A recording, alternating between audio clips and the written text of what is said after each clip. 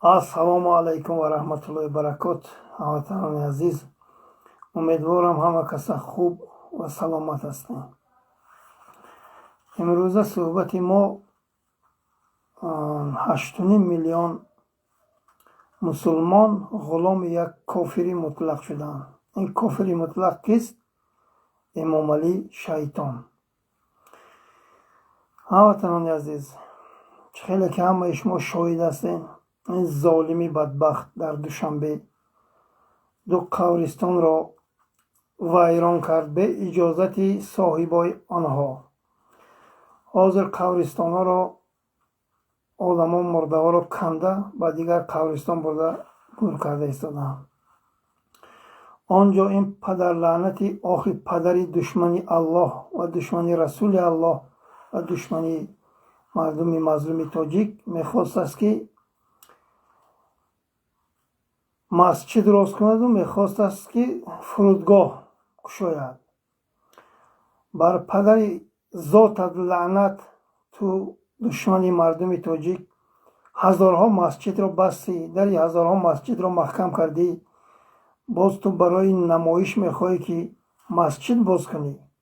تو اگر 100 تا مسجد باز کنی تو کافر مطلق میمانی. این را فراموش نکن. یگان آدمی که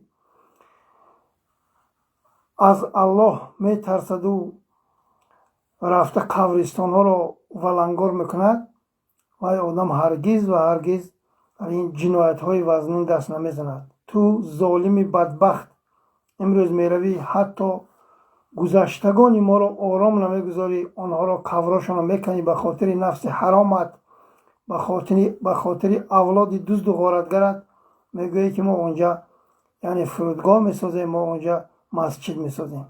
تو حرامزاده را و هزارها مسجد را بستی با غمنیتی حرامزاده مایله ست. مسجد محراب مردم را بستی رو و مسجد را باز کن. ما بیزاریم مسجد که تو میسازی، والله بالله تالله مردم بیزارن. ولی هم مسجد کلانترینه که باز کردی کو و مسجد جای عبادت مردم تاجیک نیست. اونجا جای منافقین، اونجا جای تعریف کردن تو ظالم، اونجا جای بردار کردن تو حرامزاده است که اونجا میروند مردم بیچاره فقط تعریف تو را میشنوند، نه اینکه عبادت الله و نه اینکه عبادت صلوات رسول الله را. الله لعنتت کند تو پدر لعنتی مادر به خطا. تو را الله از این زیاد چخل زند که تو قبرستان مردم را ولنگار میکنی به اجازت ملت. این ملت در گوش فیل خوابند.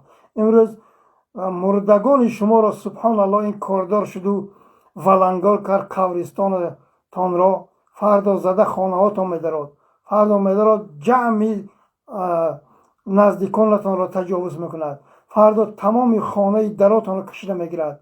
این ملت من نمیدونم چرا خاموش باشد. این ملت تا کی این خیلی خب میگردن من نمیدونم. از کی میترسن؟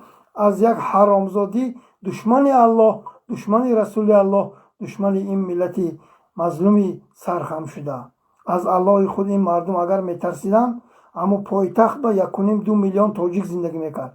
برآمد پیش راه جنایتی این حرامزادی کافر مطلق میگرفت که تو برای چی دیگر زمین نیافتی که تو فرودگاه میسازی، این قبرستان های آدم ها را چپه میکنی، ولنگار میکنی. با اون حرامزادی به شرف سید مکرانش برآمده است میگه به جنازه یگان کفن سفید با جمع کنیم برای یگانجا دفن کنیم. سالی سرت درگیر تو حرامزادی پلیدی مادر به خطای الکشی نجسی پلیدی مادر به خطا. تو برای این مردم رو امروز دعوت میکنی که مرده هاتون یعنی برایتون به جنازه اونجا دفن کنیتون. باز میگوید که اگر یگانجا آفت زده باشد بعد اون مرده ها رو میگیری بوده دیگر جا دفن میکنی.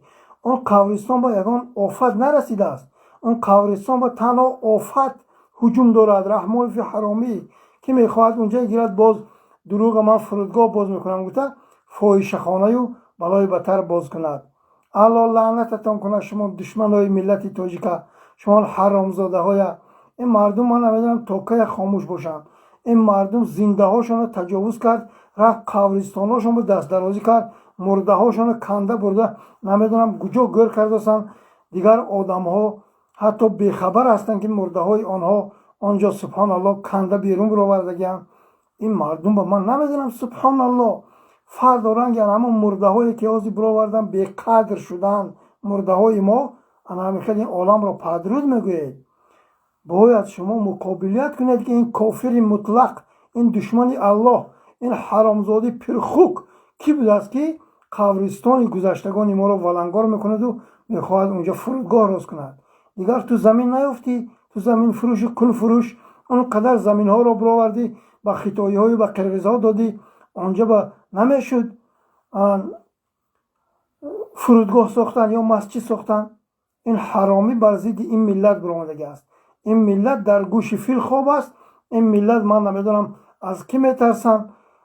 як хелаш пошон ба лаби гур расидагӣ умрашон яъне рафтагӣ аст. аз ин падарлаънати охи падар ин қадар метарсану ҳарос доранд. қабристонатонро чаппа кардан.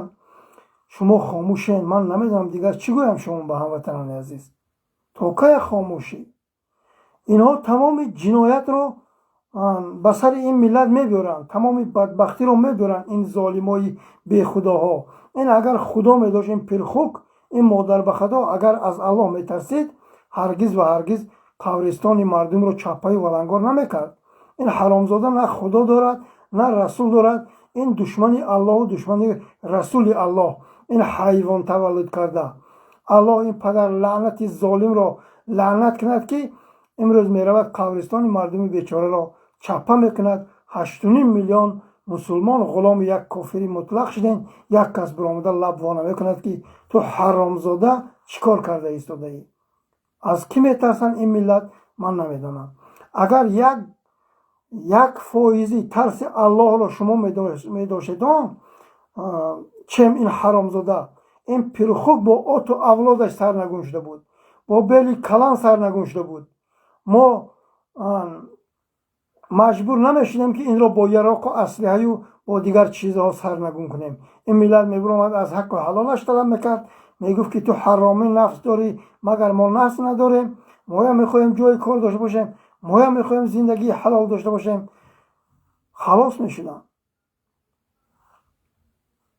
ин вақт бо даъвати муҷоҳидина сарҷамъ кардану инро сарнагун кардан набуд. ман намедонам ин миллат субҳаналлоҳ фардо агар муҷоҳидинам сарҷамъам шаванд, ман бовар надорам ки ин миллат дастгирӣ кунанду ин миллат озод шаванд. намедонем дигар чӣ гӯем.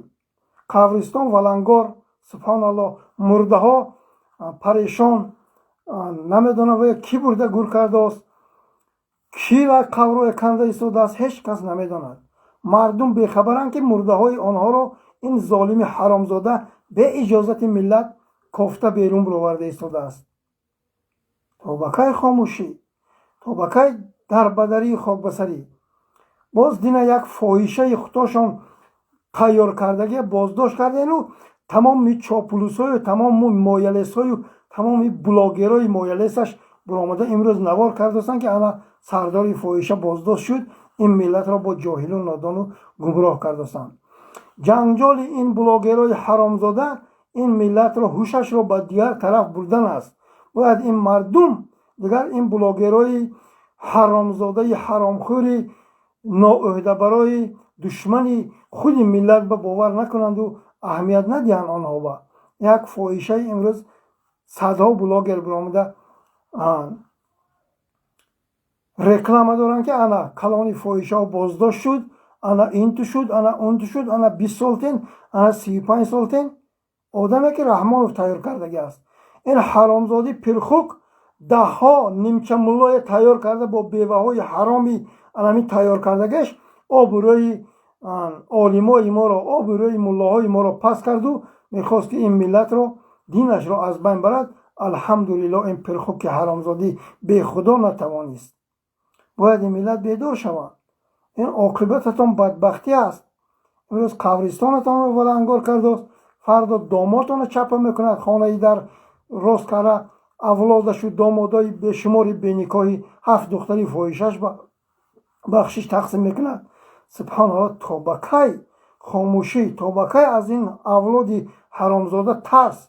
имрӯз тарси шумо, امروز بی‌غیرتی شما، امروز خاموش بدن شما، اینها قبرستان بزرگان ما با دست درازی کردن و قبرستان را چپه دارن و قبرستان را میخواهند آنجا فاحشه خانه درست کنن و آنجا دام درست کنن و دروغ ما فرودگاه باز میکنیم و دروغ ما مسجد درست میکنیم.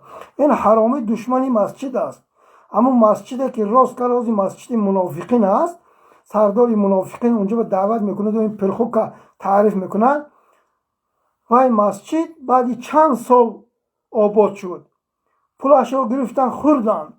من باوری دارم که با همین مردمی بیچاره پول جمع کرده اون مسجد رو عاقبت یعنی تمام کردن. بعد اون دشمنای الله عربا آمدن بکشودن، آنها هم نه مسلمان اونها شماریدن که آنها دشمنی الله، دشمنی رسول الله، دشمنی خودی پیغمبری خدا هستن. این عربا اکثریتش حرامزاده ها. اگر آنها ننگ و ناموس می داشتن امروز پشتیبانی اسرائیل و پشتیبانی امریکا نمی بودن.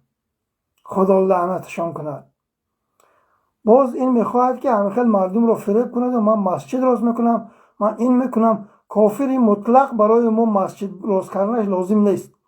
تو از الله نترسیدی، قبرستان مردم رو ولنگار کردی، الحذر تو باید این ملت تو حرامزاده رو سنگسار کرده سرنگون سازن.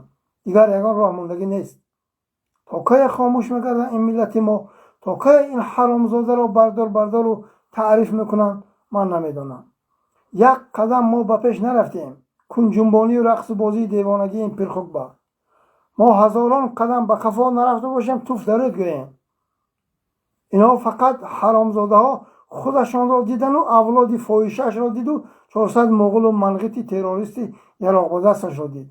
دیگر این ملت خوار و زار، این ملت امروز در سرحدهای روسیه قزاقستان حال سگ دارن، زنازنی دارن. چخیل ما تیز گذاریم و رویم صاحب یک بردن نان شویم گتا.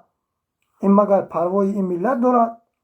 8 میلیارد 9 میلیارد دلار روان کردن در سال 2025. این حرامزاده یک تاجیک را برآمده پشتیبانی نکرد، یک تاجیک را برآمده تشکری نکرد. یک تاجیک که در سال 2025 1600 تابوت روان کردن، یک نفرش را همدردی و تسلیت نکرد. این مردم من نمیدونم یا زبانتان را گم کرده این شما گپ زد نمیتونه. با دیگر زبان ها اگر زبان مادری را گم کرده باشین برو این دعوت کنین. اگر زبانتان زبان ازبکی گشته باشد، زبانتان زبانی یعنی قرغیزی و قزاقی و دیگر زبان گشته باشد، برو این از حق و حلالتان طلب کنین. یکی من باور ندارم که ملت تاجیک زبان خودش را گم کرده باشد و امروز خاموش کر و گنگ قبرستان را چپه میکند، ولنگار میکند، مرده های مردم را میبرد در قدی راه میپرتوید. این مردم خاموشند. ما دیگر چی گوییم؟ سبحان الله. بنیستی برده ایستاده است امروز ما را. این فاحشه هاش برآورده آشکار این مردم را گمراه و جاهل و نادان دارد. امروز فرزنداش میبرند تبلتکه و خروستل و تمام چیز را در اپتیکه های تاجیکستان تقسیم میکنن، میفروشن. فرزندای شما سبحان الله نرکمن میشن، فرزندای شما جاهل و نادان و یعنی بیراه میشوند. این ملت خاموش است. مگر برای همین کارها شما فرزند به دنیا آورده؟ تا که خاموش میسته شما؟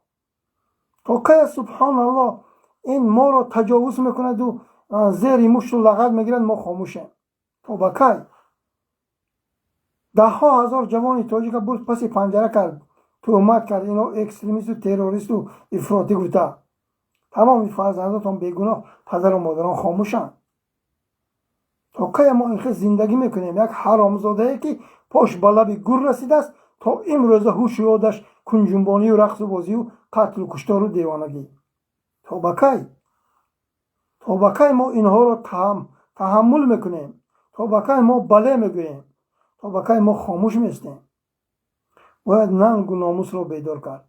اینها را وقتی ساعت رسیده است که اینها کشته پرتفتن در کار، اینها بعد میترسن از ما و شما. اینها را چخیلی که تا مردم تاجیک کشته قتل دارن و نیست نابود دارن، 10-15 نفری این مغول و منقیت ها را کشته میپرتایی، بعد اینها دمشان پس میشد و بعد اینها با ما و شما از ما و شما میترسن. این خیلی خاموشی ما باشه این ملت نیست میشود. این ملت سبحان الله ملت بزرگ رو سرخم کردن.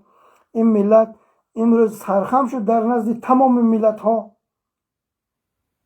از کدام ملت ها سری ما بالا است که برای یک دیدم اینجا گپ زنید؟ سرخمترین ملت ما هستیم.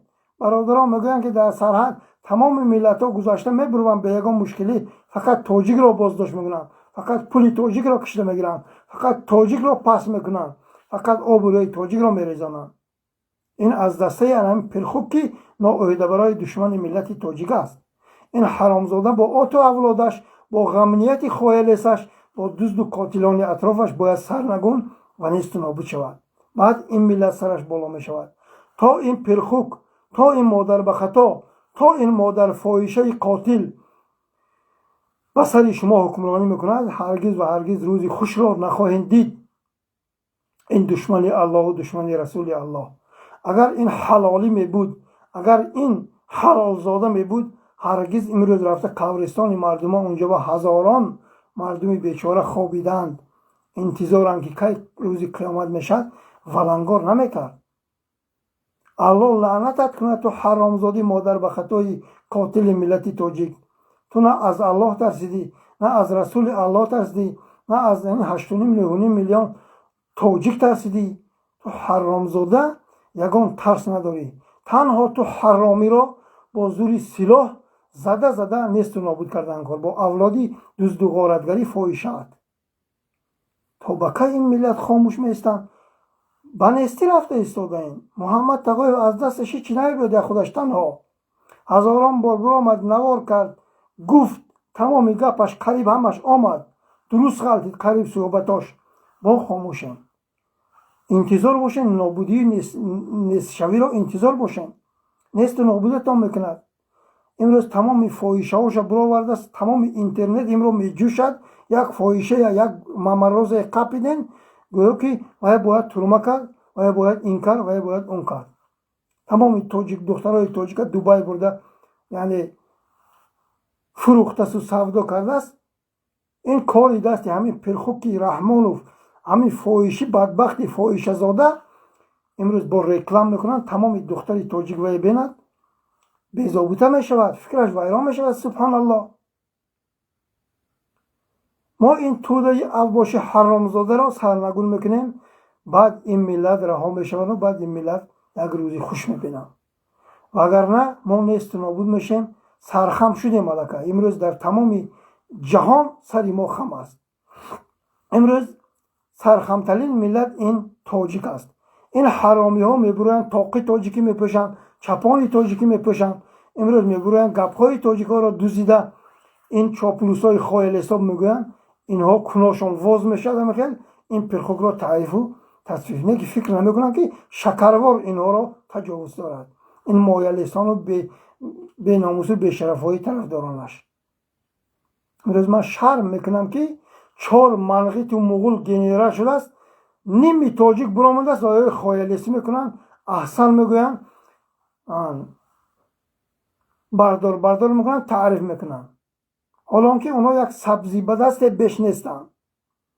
خطاب به خایلیسان رحمانوف و چاپلوس ها. صورت شاهرخ کنته را من نشر کردم، اونجا با تمام لایک نوشته، اونجا تعریف داریم. شما پست را خوانین، با ضررتان نشود که برم پس پنجره همه دفع کنم.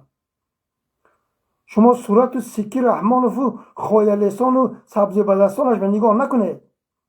شما پست محمد تقایف به نگاه کنید که اونجا من چی نوشتگی هستم.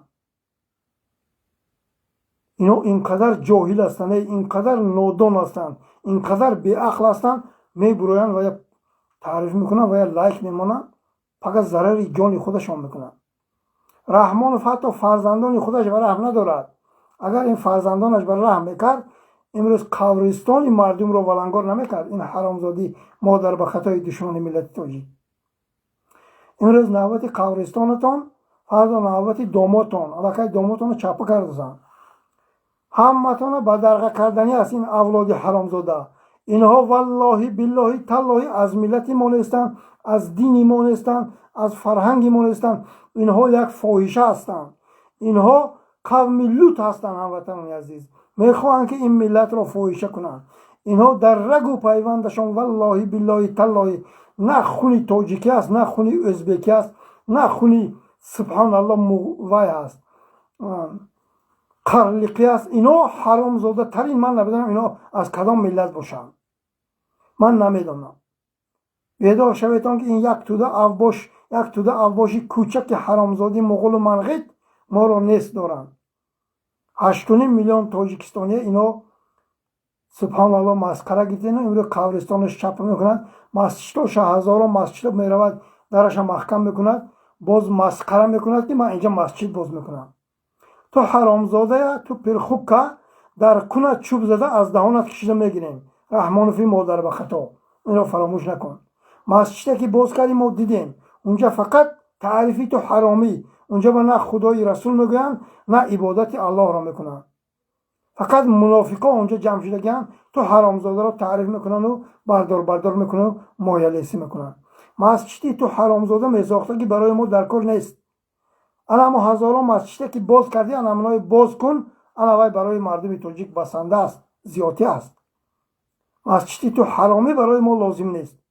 قبرستان حلقه ولنگار کردی، تو دشمن الله مردم رو خار و ذلیل کردی. سبحان الله دل آدم در میکند این ملت به خاموشی این ملت، به ترس و هراس این ملت. به من نمیدونم که شما کی بیدار میشوید تا مردم تاجیک، تا کی سرخمی. یک ملت سربلند، امروز رودکی، امروز فردوسی، امروز جامی، امروز سبحان الله عمری خیام، امروز دیگر اگر زنده باشن کو توف در روی ما میکنن که یک اوباش حرامزاده آمد آب روی ما را پس کرد. آنقدر جایهای مقدسی که جایهای پیر و استازای ما را ولنگار کرد و فاحشه‌خانه باز کرد. این ملت خاموشند، این ملت ترسو شدند. یک پست را خوانده بودم یک وقتا، ملتی که به مردگانش افتخار میکند پس این ملت مرده است. اما آدم فراموش کردم که نشکردگی بهترین گپ زده است. مردگان ما با امروز ما جامی میگوییم، فردوسی میگوییم، عمر خیام میگوییم، سبحان الله ابو عبدالله رودکی میگوییم، آنها مردگی هستند. افتخار کردن ما کو شرمندگی است، برای اینکه ما خاموشیم، برای اینکه همه آن بزرگای ما ریش داشتند، ریشای زیبا داشتند. امروز یک پرخوکی به ریشی کافری مطلق تمام جوانی تاجیک را ریشش را میتراشد. پس رودکی و آنها اگر زنده شده بیان در روی ما تف نمیکنن، البته تف میکنن. بیدار شویتان، این توده اوباش مغول و منغیت حرامزاده نسل ما را نیست کرده ایستادند. ما را تروریست و اکستریمیست و تمام گناه را بر کرده ایستادند به سر ما. ما آن خیل آدم ها نیستیم. ما نه یگان کسی قتل کردیم، نه قاتل هستیم، نه دشمن هستیم. ما تنها دشمنی میکنیم به آن شخصانی که ما را به همین بدبختی ها آورده رساندن و به همین تهمت ها گرفتار کردن. ما دشمن انامان ها هستیم. ما اجازت داریم که اینها را قتل کنیم و نیست و نابود کنیم، برای اینکه اینها به ما ضرر کرده ایستادند. الله متعال هم گفته است که کسی برای تو ضرر کرد و ای را باید تو سرنگون و نیست و نابود و بی ضرر گردانی. نه اینکه شرمندگوار خاموش استی، دهنت را پوشی، زبانت را گزی، آنها هر تهمت و بهتان به سر تو بار کنند، تو خط استی و بله من اکستریمیست و بله من تروریست بوده رفته سالهای دراز پسی پنجره شوی. نامعقول کردگی. باید تو سر برداری تاجیک، باید تو این حرامزاده ها را، این قاتل ها را، این تاجیک شرمنده کنها را آشکار گویی که تو حرامی و من تهمت زده ایستاده ای، من فورا تو را کوز میمونم، دم میمونم. ما این خیلی آدم نیستیم. این را باید تاجیک آشکار گوید. یک توده اوباش امروز آمدن تمام گناه را به سر این ملت بار کرده است. این ملت پدر و مادرش هم خاموش است، خودش هم خاموش است، اولادش هم خاموش است. همه از ترس یک پرخوک زهرکفند. فقط درون قبر تاریک روی چقدر تو طاقت میکنی؟ وقتی که فرشته ها میبینن تو را میپرسن که تو یعنی بنده ای که هستی، تو تلخ کف بودی از رحمان فی حرامزاده، من باوری دارم که زبانت نمیپیچد که گویی که من بنده الله هستم. یعنی اونجا میپرسن که تو بنده ای کی هستی؟ اینجا باید گوید که مسلمان من بنده الله هستم.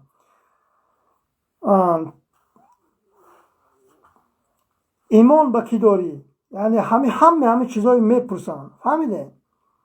پیغمبری تو کی است؟ محمد صلی الله علیه و سلم. همه چیزا میپرسن. آدم‌هایی که از رحمان و فی کافر مطلق میترسن و آدم‌ها من 100% باور دارم جواب داده نمیتونن. تلخ کف هستن. باید شما نترسیتان از این حرامزاده.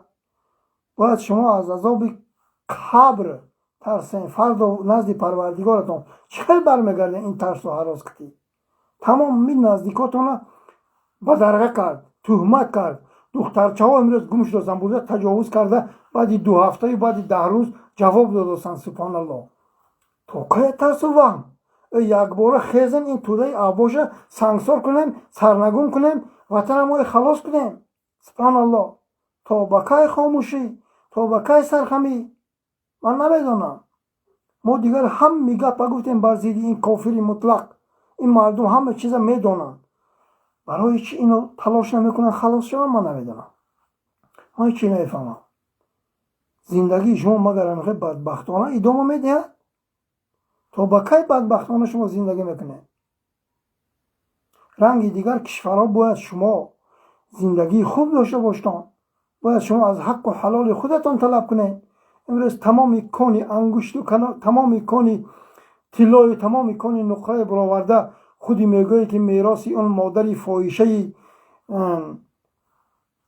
حرامزادهش باشد و میراثی اون پدری نامعلومش باشد برآورده کوتره خطایی ها و فروخته ایستاده است.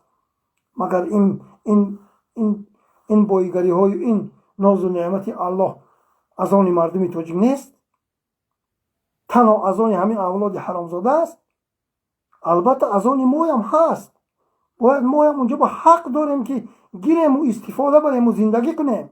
نه اینکه یک اولاد حرامی، نه اینکه اولاد دزد و غارتگری که امروز 400 خایلیس جمع کرده سو یراق داده سو این ملت رو داشته ایستاده است، خیلی زهرکف کرده که فقط از آن آنها باشن.